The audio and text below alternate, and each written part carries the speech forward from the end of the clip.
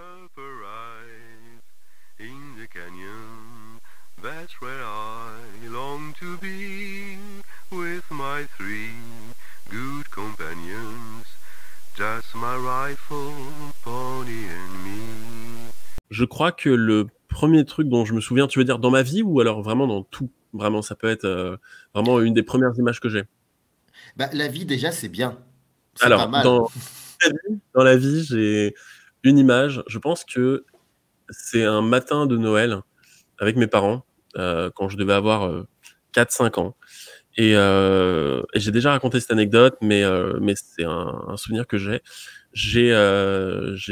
En fait, j'avais déballé les cadeaux de ma sœur, mais pas les miens. Et ma sœur était arrivée et m'avait crié dessus. Voilà. Ça, c'était vraiment la première image que j'ai dans ma vie. Je devais avoir 4 ans, un truc comme ça. Je sais pas pourquoi j'ai cette image dans la tête. Peut-être que ça m'a marqué ou quoi que ce soit. Et après, alors, parce que j'avais envie de dire pour un film, mais le premier film dont je me rappelle vraiment en cherchant, parce qu'il y a deux choses. Le premier film dont je me rappelle vraiment, et la première image, la première scène d'un film où je me rappelle vraiment, tu vois. Du coup, c'est assez différent, si je peux les dire. Je t'en prie. D'accord. Le premier film, je pense que c'était Étrange Noël de Monsieur Jack. Je devais avoir Mhm. 4 ans et demi quand il est sorti. Je l'ai vu au cinéma, dans un cinéma art et essai qui passe des petits films, ce genre de choses. Et je sais pas pourquoi ils ont passé Étrange de Monsieur Jack. Pourtant, c'est plutôt un gros film. Alors, je sais pas si c'était un aussi gros film quand j'avais 4 ans que ça l'est maintenant. Mais c'était passé. J'y étais allé avec Oui, toute... Ah ouais? oui, oui, Ouais, je te confirme. Oui, oui, je c'était te aussi confirme. gros? D'accord, ok. C'était aussi Ah ouais? monstrueux. Oui, oui, oui, D'accord, bien ok. sûr. Oui. Et je l'ai vu, genre, ouais, j'avais 4 ans et demi, un truc comme ça. Je l'ai vu avec ma classe. C'est vraiment des petits flashs de souvenirs. Et après, le vrai souvenir que j'ai, et je vais le caler, mais je pouvais pas m'en empêcher. Je voulais vraiment pas le caler en mode genre, parce que on va croire que j'aime que ça. J'ai une scène, c'est la scène de Jurassic Park qui est sortie en 1993. Mhm, Moi, je l'ai eu en cassette et mhm, je sais que mon père est anglais. Et donc, mhm. on regardait les films en anglais. Du coup, enfin, eux, ils regardaient les films en anglais et moi, ça m'intéressait pas parce que je comprenais rien à l'anglais, donc je regardais que les images. Et je me rappelle de Jurassic Park avec la scène du tyrannosaure qui sort de l'enclos et qui, tu sais, qui rugit comme ça.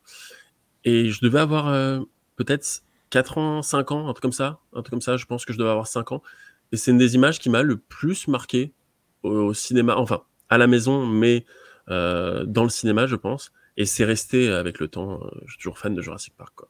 Mais Voilà. ce qui est assez impressionnant, c'est que ces trois souvenirs se rejoignent parfaitement.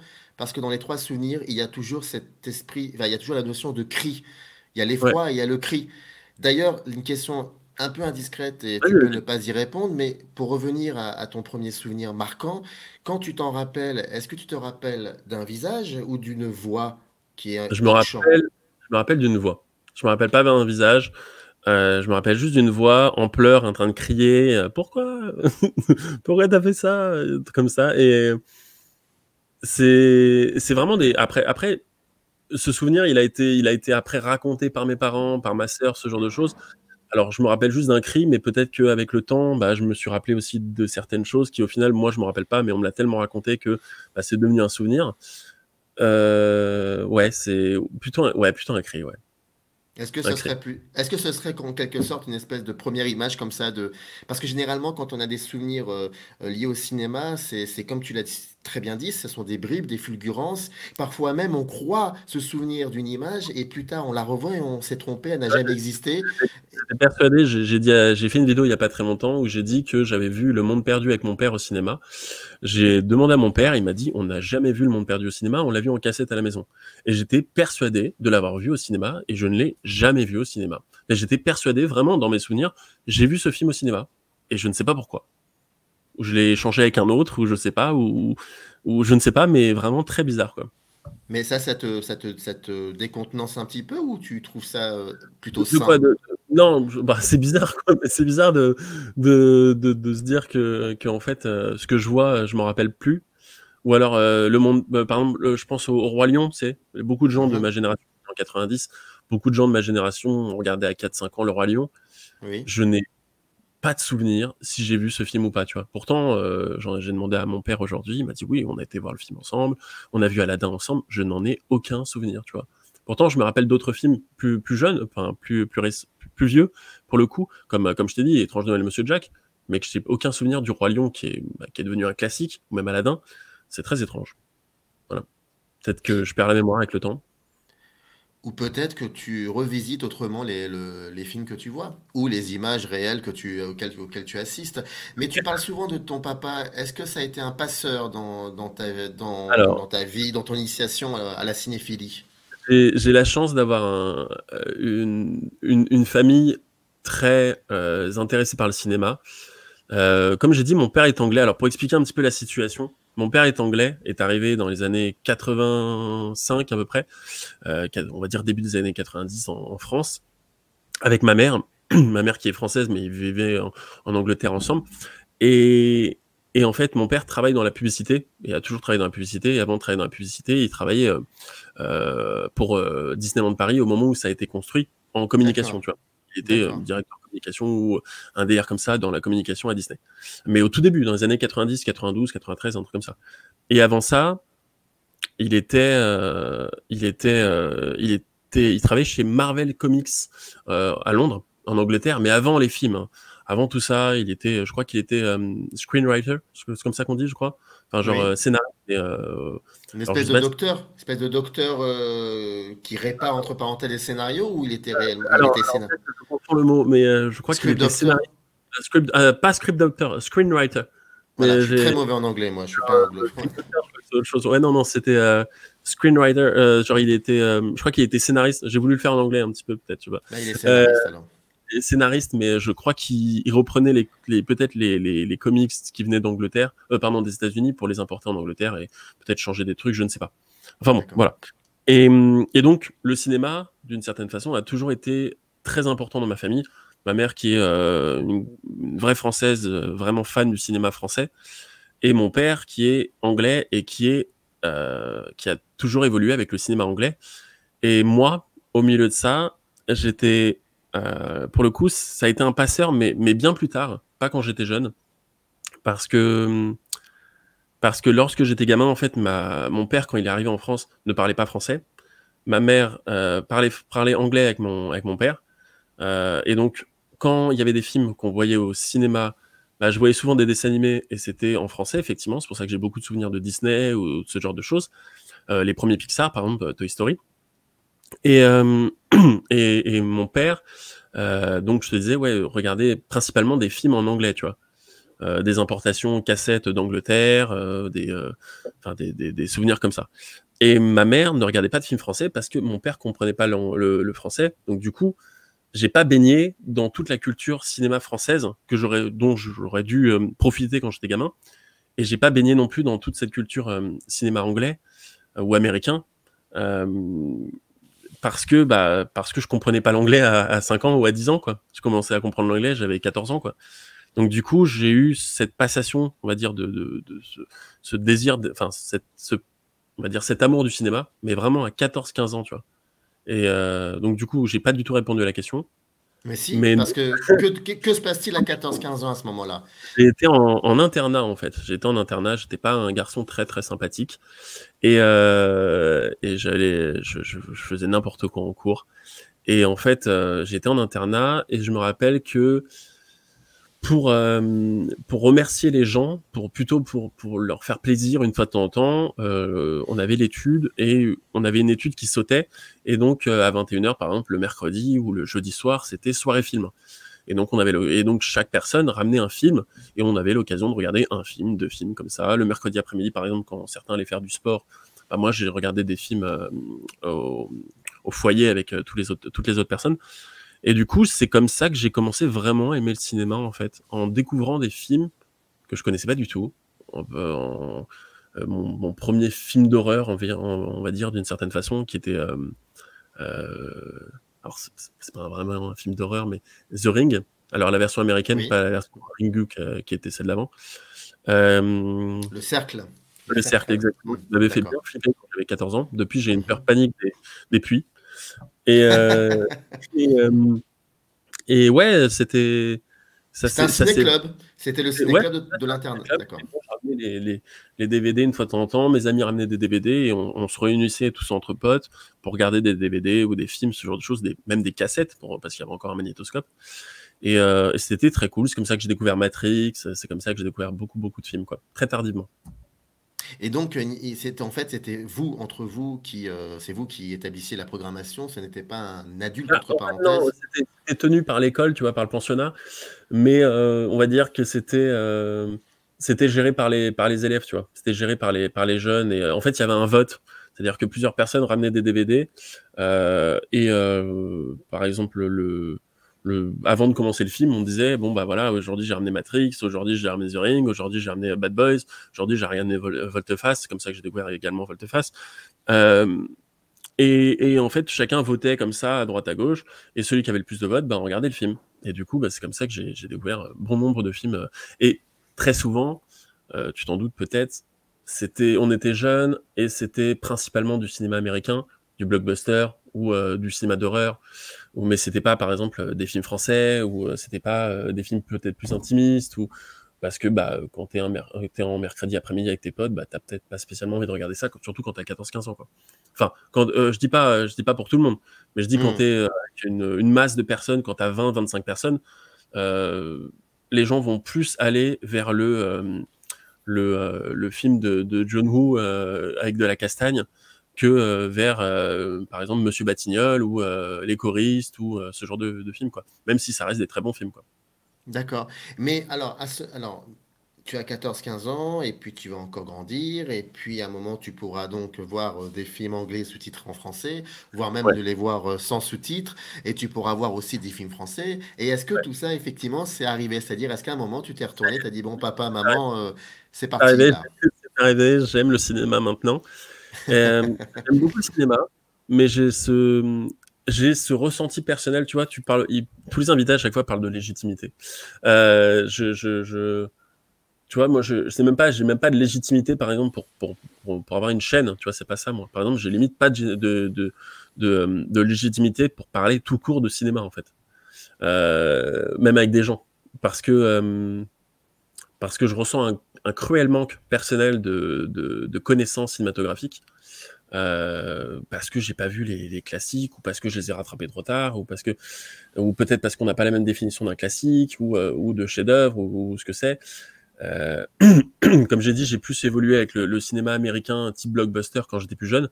Et donc, je me suis, pendant très longtemps, on va dire, comment expliquer, j'ai été direct, tu vois, direct sur des films qui ressemblaient à d'autres films, tu vois, des films d'action, des films de combat, des films avec beaucoup de comédie, parce que j'aimais beaucoup la comédie, beaucoup de cinéma américain, très peu de films français, très peu de films anglais, alors que pourtant il y a beaucoup de choses à voir dans la culture anglaise.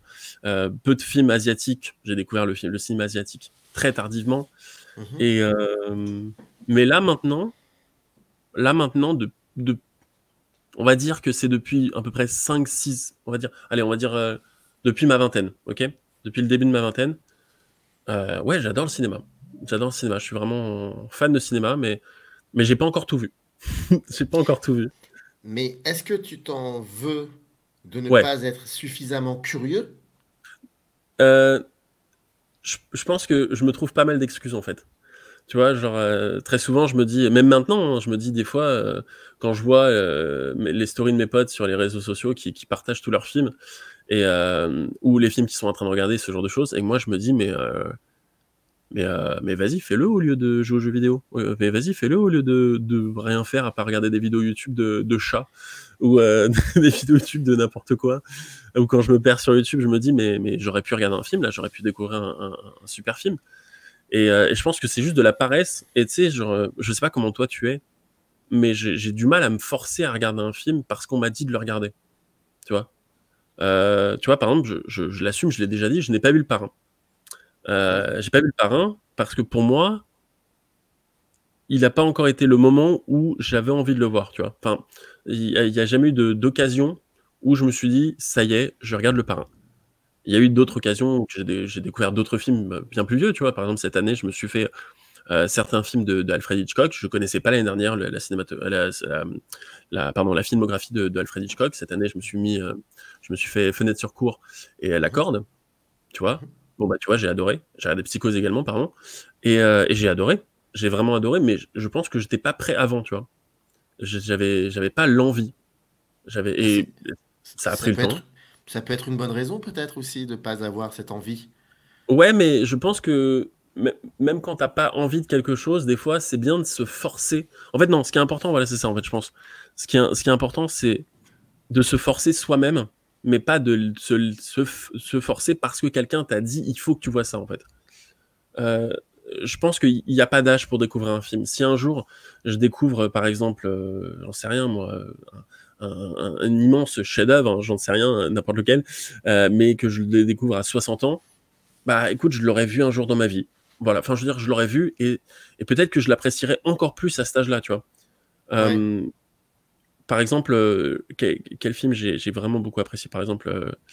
Je me suis regardé cette année, je me suis fait la filmographie de Martin Scorsese et je me suis regardé Mean Street et Taxi Driver, dont j'avais jamais regardé.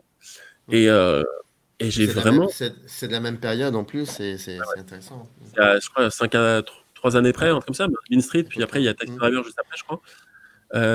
Et après il y a Raging Bull, ou alors c'est celui au milieu, peut-être Raging Bull. C'est un peu plus loin, Raging Bull, c'est dans les années 80, si je me trompe pas. Et j'ai mais vraiment adoré, tu vois. Et je suis content Tiens, de l'avoir fait à mon âge, tu vois. tiens, je pose rarement des questions sur l'intérieur des films que citent les nombreuses personnes qui ont fait croquer.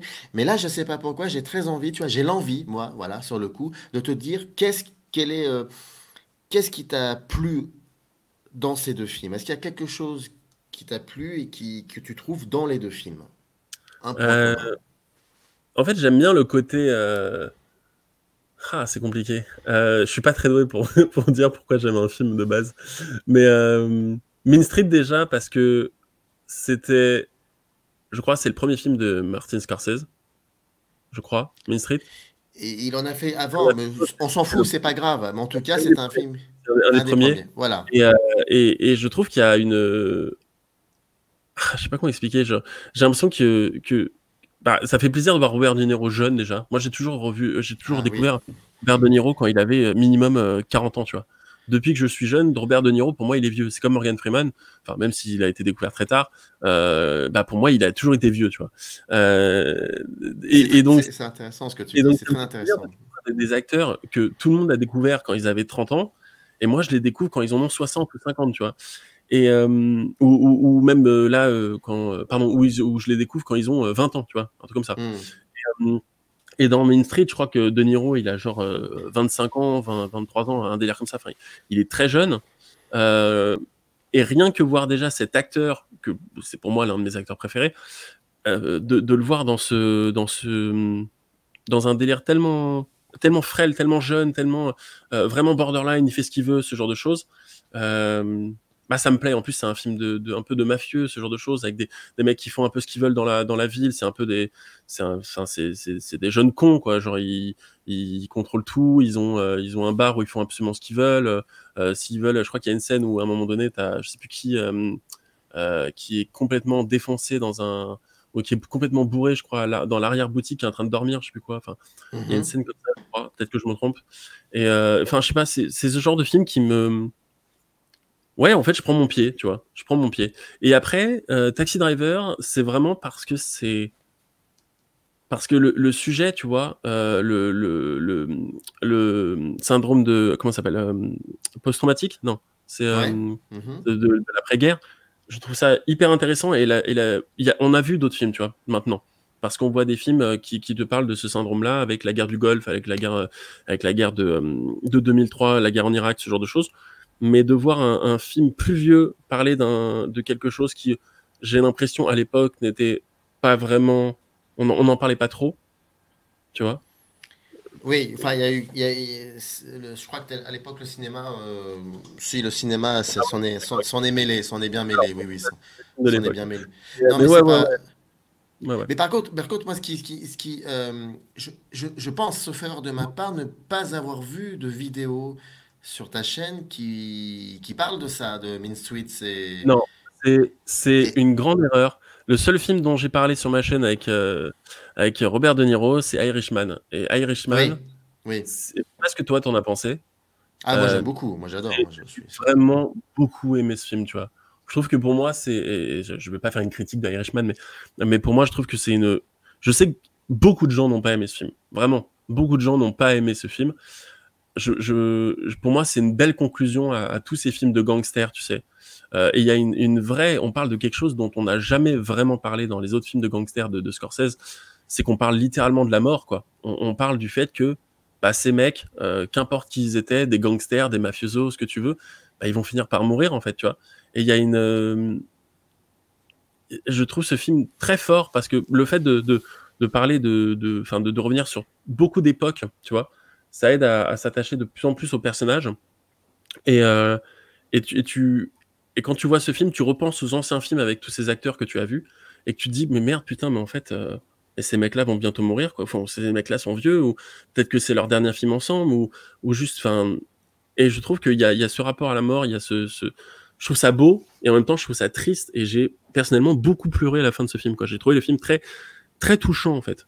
Il y a deux parties, tu vois, dans le film, je trouve, tu vois. Il y a la partie pendant 2 heures environ, et il y a l'autre partie, je crois que ça dure 1 heure, 1 heure et demie, où c'est, tu sais, le début du film, enfin, tu sais, t'as la scène au début du film qui en fait va revenir au milieu du film, tu sais, Exactement, oui, c'est séparation, une où on boucle. revient, exactement, ouais.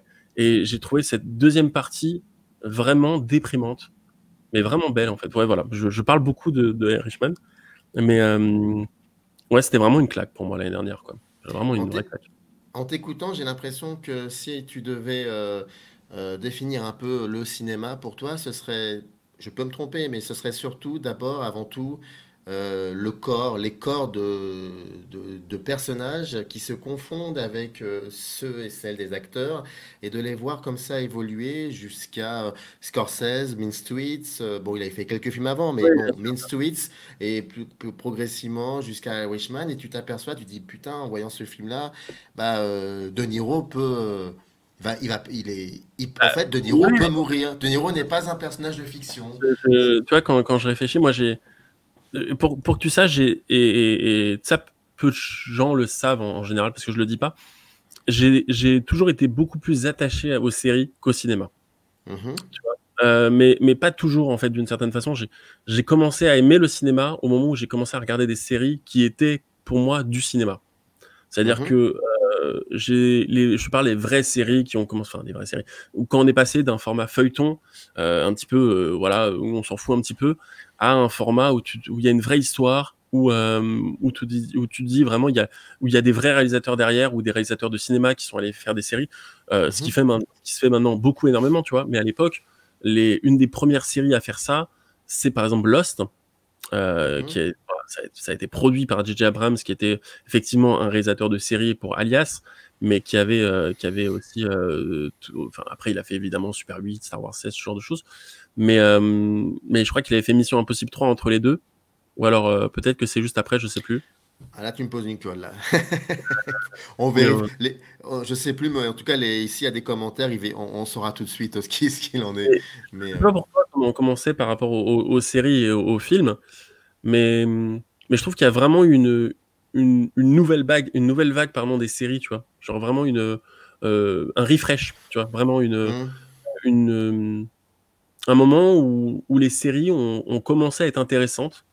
Et au moment où elles ont commencé à être intéressantes, on s'est dit, mais en fait, on va mettre des vraies personnes qui savent faire du cinéma aux commandes de ces séries-là, pour proposer quelque chose qui vaut le coup. Tu vois, par exemple, je pense à Prison Break, je pense à des séries comme, oui, donc Prison Break, comme Lost, comme Heroes, je pense à des séries maintenant comme Mr. Robots, comme plein d'autres séries qui ont suivi mhm. le pas. Et j'ai toujours été beaucoup plus passionné par les séries que par les films. Et c'est ça qui, à un moment, t'a emmené vers le cinéma. Vraiment, genre 14-15 ans, bah tu vois, c'est exactement ça. 14-15 C'est ans, ça. c'est Lost à la télé, et je me dis, mais putain, mais c'est. En fait, on peut faire du cinéma à la télé, d'accord. Alors Lost, c'est pas encore du cinéma non plus, tu vois. Mais c'est. Bah, tu prends Lost et tu prends les séries qui sortaient un peu avant. Par exemple, quand j'étais gamin, j'aimais beaucoup la série Stargate SG1, tu vois. Mhm, Bon, bah, tu vois, moi j'adore Stargate SG1, c'est de la bonne science-fiction. Mais par exemple, quand tu regardes Stargate SG1 et que tu prends une autre série de science-fiction et que tu regardes Battlestar Galactica, par exemple, je sais pas si tu as regardé. Oui, j'ai vu quelques épisodes, oui. Pour moi, c'est limite un film, quoi, coupé en plusieurs épisodes. Alors que l'autre, c'est clairement une série, et tu le vois, tu vois. Voilà. Mais quand tu dis c'est du cinéma, tu veux Dans dire la quoi, façon de cadrer, dans la façon de traiter les personnages, on n'est plus. En fait, il y a des conséquences, tu vois, dans le sens où pour moi, les séries avant ces années-là, on tuait pas le personnage principal au 10e épisode, par exemple, tu vois. Le personnage principal, on le faisait durer 10 saisons, on savait très bien qu'il était intuable, on savait très bien que tous les personnages reviendraient à chaque fois, que s'il mourait, en fait, il reviendrait, ce genre de choses. Et alors que là, non, en fait, on te développe des super personnages et en fait, on va les faire crever 10 épisodes après. Et je me suis dit, parce que moi, je voyais que ça au cinéma, tu vois, par exemple. Je voyais pas ça dans des séries, tu vois. Dans des séries, pour moi, c'était toujours comme ça, tu vois. Ça revenait tout le temps, genre, voilà. Toujours dans le même format, on va dire, tu vois. Quand tu découvres tout ça, toutes ces séries, et puis ensuite des films, du cinéma, etc., est-ce que très très vite, tu as eu cette envie très forte d'en parler avec d'autres personnes? Oui. Non, oui. Tout de suite. Alors, pas tout de suite, mais j'ai regardé quand j'ai commencé à regarder des séries, ou que j'ai commencé à m'intéresser au cinéma, tu vois, donc c'était au même moment, c'était un peu l'avènement du streaming et du téléchargement, tu vois, 2004-2005. Et c'était aussi l'avènement d'Internet aussi, tu sais, les blogs, ce genre de choses, ou les MySpace, ou ce genre de choses, tu vois. Et j'avais un MySpace. Et je me rappelle partager, je te dis ça, c'était il y a 15 ans, je partageais des articles que j'écrivais. Et alors, tu vois, je regardais la vidéo de Zoltan qui parlait de ça, mais tu vois, je suis un peu pareil que lui. Je suis un déchet niveau orthographe. Je sais écrire, hein, mais c'est juste que je prends. Tu t'oublies. On va dire tu Ouais. t'oublies. Et du coup, c'était bourré de fautes, c'était mal écrit, c'était mal formulé. J'ai fait un peu des efforts là-dessus, mais vraiment, c'est toujours pas parfait.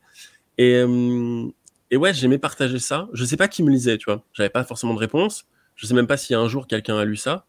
Mais je sais que je l'ai montré à mes potes. Je sais que certaines personnes le voyaient. Et c'était un moment plutôt cool parce que ça me permettait de dire ce que je pensais autour de moi, tu vois. Genre, j'aime le cinéma, j'aime les séries, mais la raison pour laquelle, tu vois, on en reviendra, je pense que tu poseras peut-être la question, mais sur ma chaîne YouTube, mais si C'est une possible. chaîne YouTube, c'est que j'ai envie de parler de cinéma et je pense que c'est un peu le cas de tout le monde quand il lance une chaîne YouTube, c'est que tu as envie de parler de cinéma, mais les gens autour de toi, ils ont peut-être rien à foutre en fait de ce que tu dis, tu vois. Donc du coup, tu te dis, je vais parler de cinéma à d'autres gens pour que d'autres gens m'écoutent et que d'autres gens me répondent. Et du coup, c'est un peu ça, tu vois. Genre, je parlais à des gens, mais ils s'en foutaient pas, tu vois, mais ça les intéressait pas, quoi. Donc, du coup, j'avais envie de partager. J'avais très, très envie de partager. Et les MySpace, à l'époque, étaient un bon moyen, tu vois. Les MySpace, les blogs, les Skyblogs, ce genre de choses, quoi. Voilà. Oui, et donc tu parles d'écriture. L'écriture, c'était surtout de la critique que tu faisais. Non, enfin, oui. Enfin, non. Alors, tu vois, pour moi, il y a une vraie différence entre de la critique et un avis, par exemple, tu vois. Moi, par exemple, ce que je fais sur ma chaîne, c'est de l'avis total. La critique, pour moi, c'est quelque chose qui... on m'a dit ça il n'y a pas très longtemps, mais je trouve ça très vrai. Pour moi, la critique, c'est plus un avis impersonnel, je dirais. Pour moi, un avis, ça veut dire je trouve que ça, c'est comme ça, mais j'aurais pu vu ça comme ça, ceci, cela. Ah Genre, oui, voilà. pardon, t'interromps. En fait, pour toi, selon toi, la vie, c'est de la subjectivité et la critique, c'est de l'objectivité. Je dirais pas que c'est de l'objectivité, parce que pour moi, l'objectivité n'existe pas vraiment. À partir du moment où tu regardes quelque chose, tu ressens quelque chose.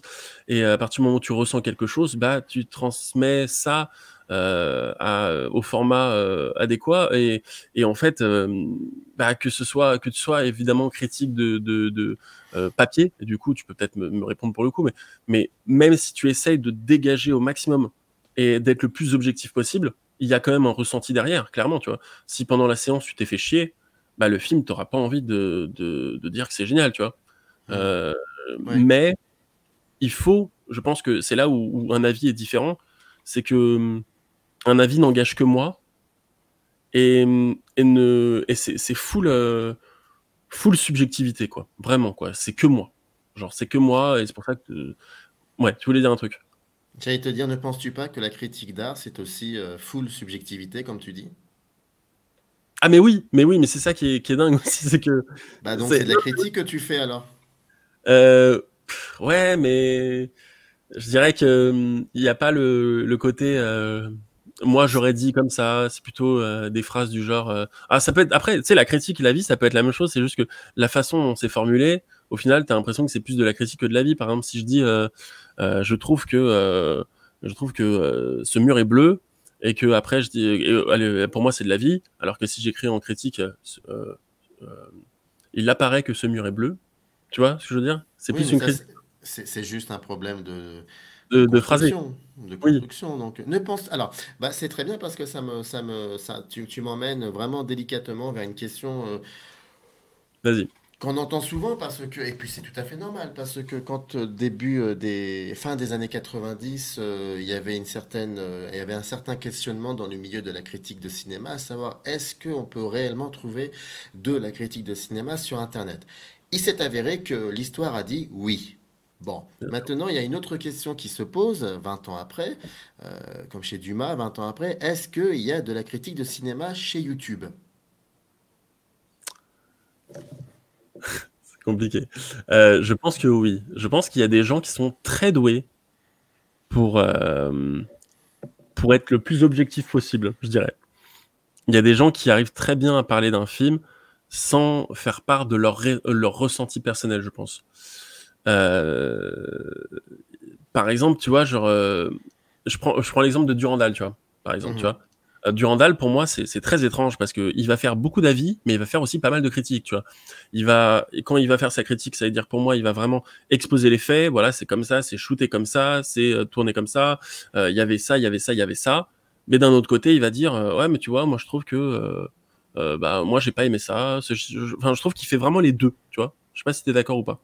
Bah, Euh, ces vidéos, en tout cas, le montrent. ouais, en tout cas, Dans la fameuse vidéo, pardon de t'interrompre, il y avait la fameuse playlist où il dit je vais vous expliquer pourquoi j'ai raison et pourquoi vous avez ouais, tort. pour les raisons, vous avez tort, qui Ça, sont très c'était Truffaut. subjectives. Pour la petite histoire, c'était Truffaut qui avait dit une fois dans un de ses papiers, il avait dit, en parlant, je ne sais plus de quel film, je crois que c'était un film de Sacha Guitry, et il avait expliqué pourquoi ce film, ça lui avait plu, et à la fin, il avait terminé par et J'ai c'est comme raison, mais ça, et si vous pensez le contraire, c'est que vous avez tort. bonne référence alors. Voilà que, ouais, c'est sympa. C'est de mauvaise foi, mais c'est sympa. C'est ça la critique, je pense Ouais, ouais, aussi. en fait, après, c'est joué, il interprète un personnage, je pense que c'est lui, mais poussé, tu sais, dans ses retranchements, dans le vice, tu vois, en mode vraiment un mec détestable, un peu, enfin, pas forcément détestable, mais un peu un mec pas humble du tout, quoi. Vraiment un mec qui t'explique A plus B pourquoi ça c'est bien et pourquoi t'as pas compris et pourquoi t'es une merde. Mais en jouant avec ça, tu vois, pas C'est un personnage, je crois. c'est pas lui en fait, c'est que Hmm. dans de toute façon ça se voit quand il fait c'est pourquoi j'ai raison ou vous avez tort, il se met en scène, tu vois, clairement. Pour moi, c'est un acteur quand il fait ça. Il joue de son personnage, tu vois. Quand il fait c'est pourquoi j'ai raison, vous avez tort sur Alien ou Predator, pardon, sur Alien ou Prometheus, Alien Covenant de Prometheus, et qui dit va te faire foutre Ridley. Bah, je suis pas sûr que dans la rue, ou je suis pas sûr que dès qu'il est tout seul et qu'il regarde un film de Ridley Scott, il dit va te faire foutre Ridley, quoi.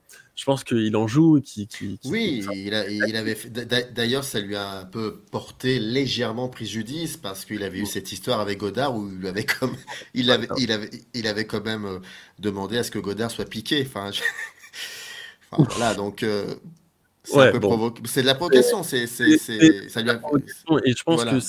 c'est fait exprès, quoi. Ouais, enfin, pour moi, Oui, et puis dans la presse écrite, chez les critiques dans les années 50, surtout dans les années 50, il y avait parfois des moments, enfin il y avait des choses qui ont été écrites qui étaient pas, pensé, mais qui était plus faite pour vendre, quoi. C'est ça. enfin, qui étaient pensées, mais c'était des moments très très difficiles. Je pense par exemple à l'article de Jacques Rivette sur le travelling de Capot, où il dit tout simplement à la fin, il dit c'est la personne qui a fait ce travelling-là ne mérite qu'un plus profond mépris. Waouh. C'est pas, En gros, voilà, c'est un peu Durandal qui dit Godard, il faut le piquer. À un degré moindre, hein, j'entends bien, parce que je me permettrai pas de demander à quelqu'un qu'on le pique, mais voilà. Mais à un moment, alors, pour revenir à la question, est-ce qu'il y a de la critique de cinéma sur YouTube, j'avais commencé à parler de Truffaut et de Guitry, et j'ai cru comprendre que tu m'avais dit, oui, j'aime ça, mais tu parlais de Truffaut ou de Guitry? Alors, aucun des deux. Alors, j'ai Pas mal vu, entendu. je n'ai pas vu de film de Truffaut. Ah si, alors, j'ai vu des films de Truffaut, mais je serais incapable de dire. Je sais que quand j'étais jeune, je te dis, ma mère a tenté. Non, je t'ai pas dit. Ma mère a tenté de me faire Non. regarder des films français. Et quand j'étais jeune, ça ne m'intéressait pas, en fait. Vraiment pas. Et maintenant, tu vois, c'est un vrai regret. Parce que quand je vois tous mes amis et tous mes. Alors, je, je, je, je parle mes amis YouTube, ou en tout cas les gens que j'ai rencontrés grâce à YouTube, Mhm. qui sont passionnés, ou en tout cas qui connaissent Truffaut, qui connaissent Godard, qui connaissent Clapiche, qui connaissent énormément le cinéma d'un autre temps, on va dire. Et ben je me dis, ben, j'ai vraiment loupé un truc, tu vois. J'ai vraiment loupé un truc dans ma jeunesse. J'ai vraiment loupé un moment où j'aurais pu découvrir des films et, et peut-être que c'est pas en mode genre j'aurais pu les découvrir parce qu'ils sont géniaux, c'est juste j'aurais pu les découvrir pour moins passer pour un con, tu vois. Ce qui est très frustrant des fois, mais je pense être vraiment pas le seul. Je pense qu'il y a vraiment ce. Alors je fais vraiment un bond en avant sur autre chose, hein, vraiment. Oui, bien Mais sûr, je t'en prie. dans le cinéma, pour moi, c'est un des seuls arts où il y a autant de jugement, tu vois, je trouve. Mhm. Quand je regarde les gens qui aiment les séries télé, les gens ne se jugent pas, j'ai l'impression. Les gens sont pas en train de dire ah t'as pas vu cette série-là, t'as pas vu cette série-là, ou ils le disent mais ils s'en foutent quoi. Ah t'as pas vu cette série il y a 20 ans, il faut absolument que tu la vois, incroyable, mais t'es qu'une merde. Tu connais rien, mais pourquoi tu parles de série si t'as pas vu cette série-là, ce genre de choses. Par exemple, je sais pas moi, j'ai l'impression que dans le cinéma il y a beaucoup beaucoup beaucoup de jugements et je comprends toujours pas pourquoi en fait. Je comprends pas pourquoi. Ouais, vas-y, dis-moi. De jugement, tu veux dire, tu entends par là, entre critiques, Non, non, non, entre personnes qui, par exemple, entre, je prends un exemple. Je prends un exemple. entre youtubeurs, tu veux dire aussi, Non, peut-être. non, non, pas entre youtubeurs, même entre D'accord, youtubeurs ou quoi que ce soit, les gens qui aiment le cinéma, tu vois. d'accord. Très souvent, mais pas que moi, hein, mais j'entends souvent des gens qui se prennent le chou sur des films et qui disent ah, mais t'as pas vu. Par exemple, moi je l'ai vu, mais t'as pas vu Scarface. Ah, mais tu devrais voir. Attends, c'est pas en mode tu devrais vraiment voir ce film, hein. C'est plutôt en mode du genre ah, t'as pas vu Scarface. Bah, du coup, tu connais rien au cinéma, en fait, mais pourquoi tu parles de cinéma? Mais bah, je m'en fous, en fait, de ton avis. Enfin, c'est pas moi, hein, pour le coup, c'est pas moi qui ai déjà entendu ce genre de choses. Enfin, c'est pas à moi qu'on a dit ça. Mais, euh, mais j'ai l'impression qu'il y a ce côté un petit peu, je sais pas comment dire, sans passer pour un con. Il y a ce côté, euh, pas élitisme, mais un peu quand même. Tu sais, en mode du genre, moi j'ai vu ça, si t'as pas vu ça, t'es une merde. Moi j'en ai un peu souffert un peu plus jeune, maintenant ça va. Et c'est pour ça que maintenant je me rattrape et c'est pour ça que j'essaie de regarder. Tu sais, moi je vais être honnête avec toi, je regarde beaucoup de films maintenant parce que j'aime le cinéma évidemment, Mhm, mais je regarde aussi parce que pour moi c'est important de savoir de quoi je parle, tu vois. C'est mhm, important de pouvoir parler cinéma et c'est même pas de la légitimité ou quoi que ce soit, hein. C'est juste c'est important pour ouais. moi de parler cinéma et de me dire ok, mais là je parle d'un truc, mais si j'ai pas vu les inspirations, si j'ai pas vu le film, par exemple si c'est un remake et que j'ai pas vu l'original, enfin tu vois ce que je veux dire, il y a des moments où je regarde des films et je les regarde plus euh, parce qu'on parce que ce serait tellement fou que je l'ai pas vu auprès d'autres personnes que je me dis il faut absolument que je le regarde avant que quelqu'un me tombe dessus et me dise ah mais t'as pas vu ce film là, tu vois. Donc du coup ça m'arrive souvent quoi, ça m'arrive encore toujours, pas tout le temps mais ça m'arrive. Et sur cette chaîne YouTube, quand on la regarde de plus près, il y a énormément de vidéos, beaucoup de playlists, il y a beaucoup de drôleries aussi. Tu es quelqu'un qui n'est pas forcément très timide, on va dire ça comme ça. Et Non, non. je pense par exemple aux vidéos que tu fais très sympathiques, très courtes et très sympathiques sur la meilleure Eternal. comédie que tu aies vue, Ah, sur des choses. d'accord, Voilà, d'accord, c'est d'accord. celle-là, effectivement. Et puis il y a aussi, alors il y a pas mal de chroniques, tu reviens sur pas mal de films, tout ça. Et puis il y a aussi des débats. Ouais. Et je sens que c'est extrêmement important, voire fondamental, d'être en groupe, quoi. Ouais, totalement. J'ai découvert ça cette année, j'en parlais justement dans mon bilan qui sortira dans quelques jours. Je disais que pour moi, cette année avait été une belle année, alors pas forcément une belle année, mais qui avait été une année de découverte et d'introspection. Tu sais, ça fait 4 ans et demi que je suis sur YouTube. Et en 4 ans et demi, je suis passé par beaucoup de stades différents sur ma chaîne. J'ai fait de la critique, j'ai commencé à faire ma chaîne. Ma chaîne de base, c'est une chaîne de réaction. Je fais des réactions de bande-annonce, tu vois.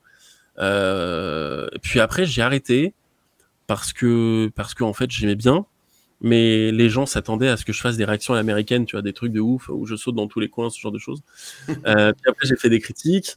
Et on appelle ça critique, mais c'est des avis, mais c'est juste le référencement de YouTube, malheureusement. Et ensuite, j'ai fait effectivement, comme tu dis, j'ai fait d'autres vidéos, des vidéos un peu plus drôles. J'ai essayé de faire des analyses ou j'ai essayé de faire des vidéos anecdotes. Je sais pas si t'es tombé dessus ou pas. Oui, En mode un peu Bernard de la Villardière. Je sais pas si t'es tombé sur celle du Roi Lion. Et non, malheureusement, non. j'ai essayé de faire un petit truc en mode journaliste un peu à l'époque. Mais cette année, ça a été l'année des lives. C'était l'année parce que tu pouvais pas voir les gens, en fait. C'était l'année parce que il fallait parler cinéma, ou j'avais envie de parler de cinéma. J'avais envie de revenir sur des films qui m'ont plu, qui ont été importants pour moi, que j'ai découvert quand j'étais plus jeune. Et c'est pour ça qu'il y a beaucoup dans ces playlists de films, on va dire américains, principalement. Euh, et, euh, et le fait de parler avec d'autres gens, en fait, je trouve ça plus fascinant de parler avec quelqu'un d'autre que parler tout seul. J'aime pas faire un monologue, tu vois. J'aime pas parler tout seul. Moi, quand je suis tout seul devant ma caméra, j'aime pas, je bégaye, je suis pas bien, je suis en mode genre, qu'est-ce que je dois dire? Ah, mais je dois dire ça après ça et ça, ça, ça. Alors que quand tu fais quand tu parles avec quelqu'un, Mhm. tu parles naturellement, en fait, tu vois. Je répète pas ce que je vais dire avant, on interagit les uns avec les autres, il n'y a pas besoin de répéter ce que tu vas dire, tu peux te faire à la limite un petit bloc-notes ou un espèce de petit doc à côté justement pour moi quand tu prépares les questions, quand tu sais exactement de quoi tu vas parler. J'imagine que c'est ce que tu fais également pour tes interviews. Tu as un petit doc à côté, quelque chose.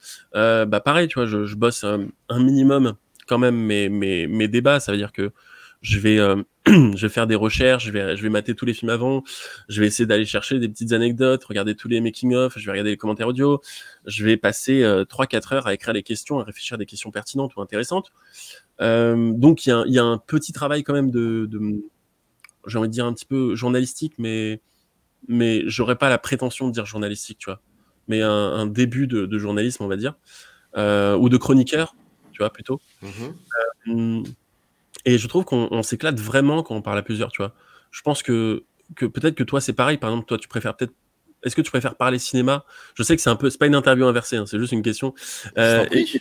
Est-ce que tu préfères, par exemple, parler cinéma tout seul ou est-ce que tu préfères parler cinéma avec tes potes? Ah, c'est beaucoup mieux en groupe, je pense. C'est 1000 fois mieux. Et puis, si on doit se disputer, je préfère me disputer avec Ah, mais quelqu'un qu'avec moi-même. bien sûr.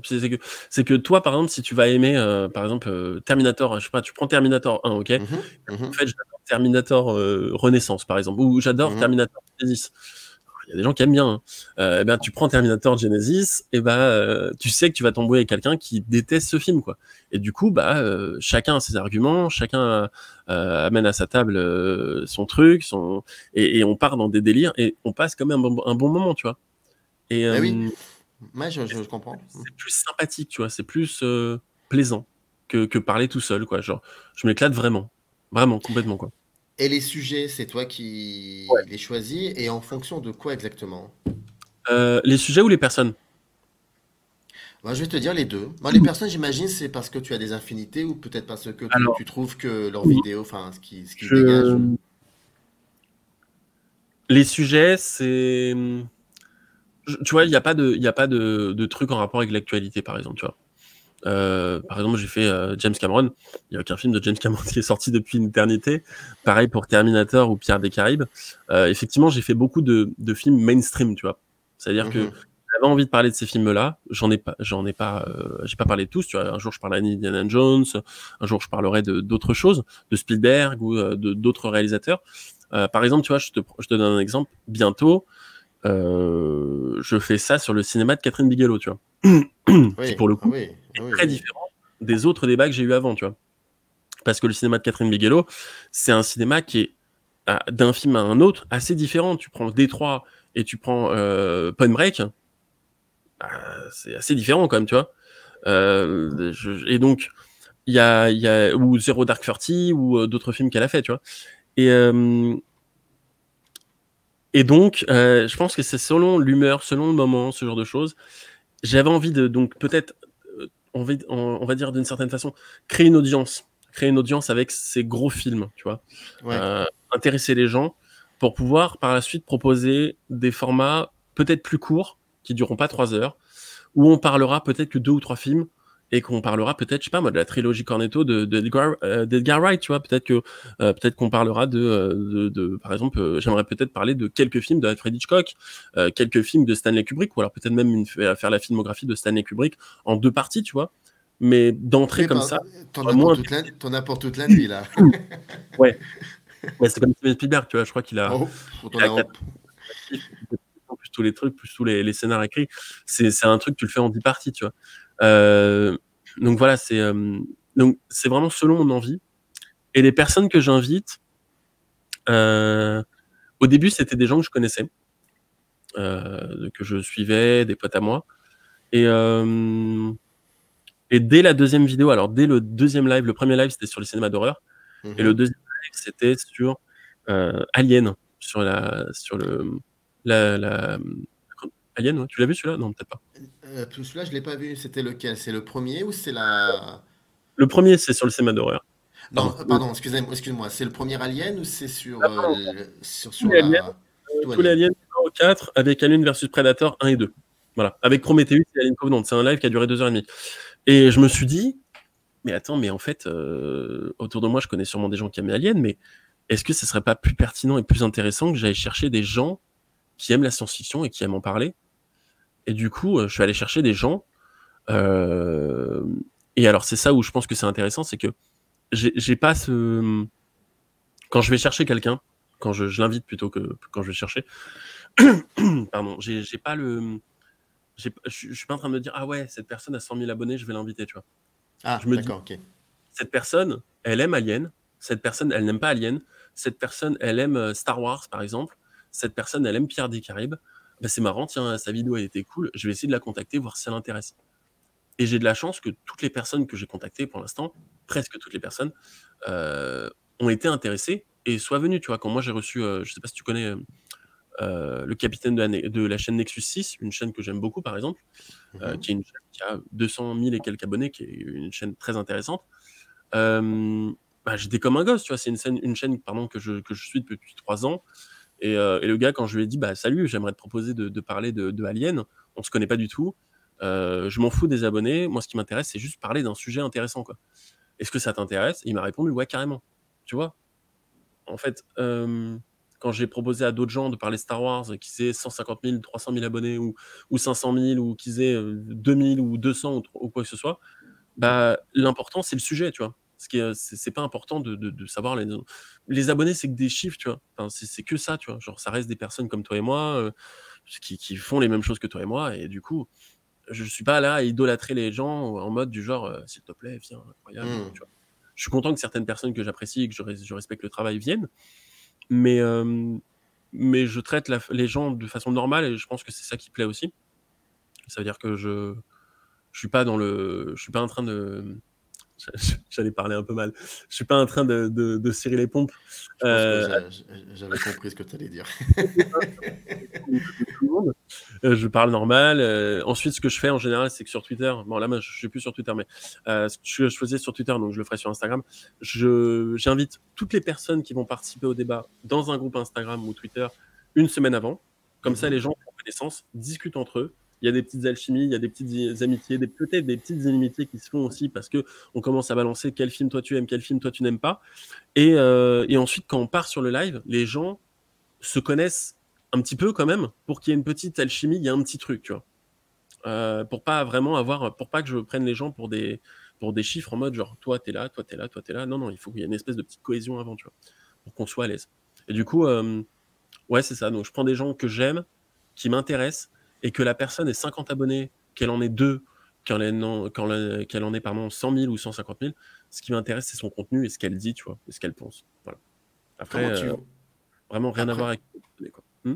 comment tu vois l'évolution de ta chaîne maintenant? Parce que j'ai l'impression que là, tu as atteint une étape importante dans ta conception, dans ton rapport au cinéma et dans les questionnements que tu pourrais avoir à travers Euh, ta chaîne.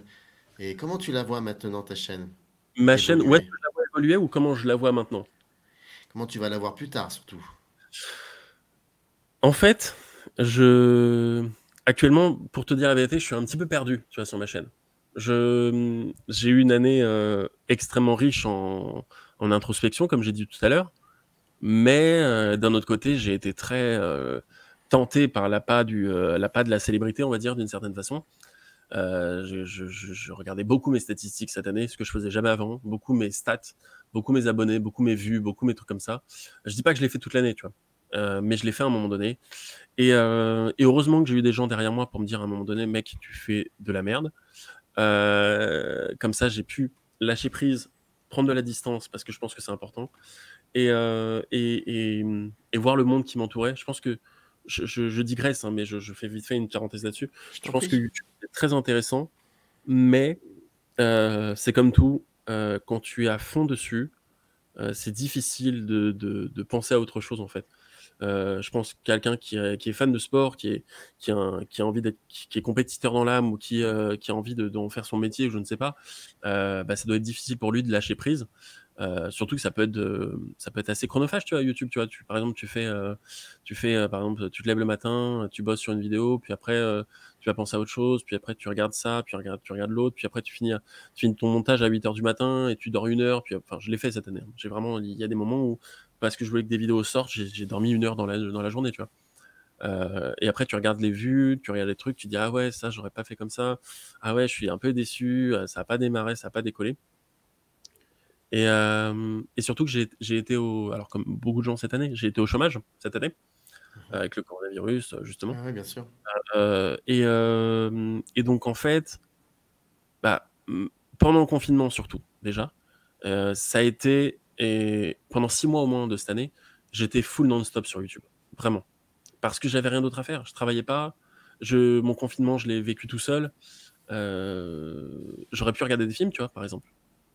J'aurais pu. Mais au lieu de ça, j'ai décidé d'être sur YouTube, tu vois. Et, euh, et alors qu'au final, ça servait pas à grand chose, tu vois. Et c'est très. Ouais, c'est ça. Je crois que c'est vraiment très chronophage YouTube, en fait. Et je pense que s'il y a autant de dépression, autant de gens qui sont malheureux sur YouTube, c'est parce que on met tellement notre énergie dans notre chaîne YouTube que de voir que ça marche ou que ça ne marche pas est très perturbant parce que tu te dis, mais en fait, je donne tellement tout que tu te dis, mais en fait, bah, du coup, en fait, ça sert à rien, tu vois. Et moi, je l'ai vécu vraiment comme ça cette année. T'inquiète, je vais pas pleurer, hein. Parce que je voyais dans le retour, j'ai un peu des yeux comme ça. Mais ouais, et donc ça a été une année très dure, en tout cas, niveau déprime sur YouTube pour moi cette année. Mais je m'en suis sorti d'une certaine façon, grâce aux bonnes personnes qui m'ont entouré. Des personnes que tu as même reçues sur ta chaîne, enfin au moins une personne, et, et qui m'ont dit, mec, tu fais n'importe quoi, comme j'ai dit. Et depuis maintenant, j'ai un problème. Alors j'ai un problème vite fait. Déjà, je parle beaucoup, mais le problème que j'ai, c'est que j'ai trop d'idées. J'ai trop d'idées, mais j'en fais que 50% ou 20%. Tu vois, je me dis, ah, je vais faire ça. Ah, je vais écrire une vidéo sur ça. Ah, je vais aller proposer une interview à un tel. Ah, je vais faire ça, je vais faire ci, je vais faire l'autre. Et au final, je ne fais rien. Tu vois ce que je veux dire? Et Très bien. j'ai plein de projets pour 2021 ou 2022. J'ai un projet pas secret, mais qui, euh, qui, est, euh, qui est en lien avec YouTube, qui n'a aucun lien avec moi. Moi, je peux te le dire si tu veux, parce que c'est la première fois que j'en parle. Je t'en Euh, prie. je ne l'ai jamais dit à personne. Enfin, seulement mes potes le savent. J'ai l'aspiration de créer un média. Un média comme par exemple Sens Critique, Combini, ce que tu veux. Peut-être pas à cette échelle-là, tu vois, pour l'instant. Mais Ah, une un média. espèce de revue, quoi, en Vu quelque sorte. une revue qui serait sur un site internet, qui serait également sur Instagram et qui serait également sur YouTube. Tu vois, un vrai truc D'accord. avec des interviews, avec des anecdotes, ce genre de choses. C'est vraiment un truc, un contenu que tu pourrais avoir. Mais ça, je veux pas du tout que ce soit un rapport avec moi. Tu vois ce que je veux dire ou pas? C'est Hmm. pas, enfin, c'est pas moi. Ce serait professionnel. Tu vois ce que je veux dire ou pas? Ça serait Très créer un bien. média, créer une start-up, enfin, créer un truc qui m'appartiendrait, où je pourrais potentiellement payer des gens, C'est un rêve, hein, je sais pas si ça va se faire un jour, mais c'est un truc que j'aimerais faire. Ce serait, les gens pourraient savoir que ça vient de moi, mais il y aurait aucun rapport avec ma chaîne, ce serait même pas sur ma chaîne, tu vois ce que je veux dire? Il y aurait même pas de rapport avec ma chaîne, ou il y aurait même pas de lien pour y aller ou quoi que ce soit. Ce serait vraiment juste un kiff, quoi. Du coup, c'est pour ça que je suis très intéressé par le côté journaliste que toi tu fais. Enfin, c'est pour ça que je suis passionné par ça depuis un petit moment, parce que j'aimerais bien à l'avenir faire ce genre de choses. Pas ce que tu fais, mais enfin pas de façon péjorative, hein, ce que Oui, je oui, fais. oui. Et 2021, j'ai envie de me dépasser sur ma chaîne. J'ai envie de chercher j'ai envie d'aller chercher plus loin que ce que je peux faire actuellement. Et je veux plus faire de critiques, par exemple. Je ne veux plus faire de critiques. Parce que ça m'intéresse pas, parce que ça me fait chier, parce que je trouve que c'est pas spécialement pertinent, et, et parce que je trouve que je suis meilleur à plusieurs, en fait. Tu vois, il y a des gens qui sont très bons tout seuls. Moi, je pense que je suis bon à plusieurs, tu vois. Je pense que je suis bon pour être avec des gens, pour réunir des gens, pour faire peut-être animateur ou quoi que ce soit.